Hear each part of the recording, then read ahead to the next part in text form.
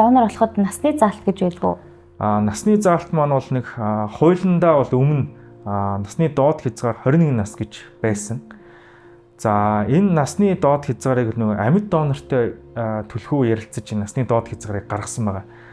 Амьд донор гэхээр нөгөө эмчлүүлэгчийн маань гэр бүлийн гишүүн буюу үр хүүхэд, ах トゥ хамаатан садан гэсэн үг.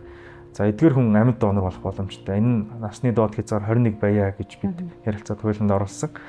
За одоо шинэ хуулинд бол манай батлагдсан эрхтэнгэдэд шилжүүлэн суулгах хуулинд амьгүй донор дээр бол насны дээд доод хязгаар заахгүй гэж заалт орсон байгаа.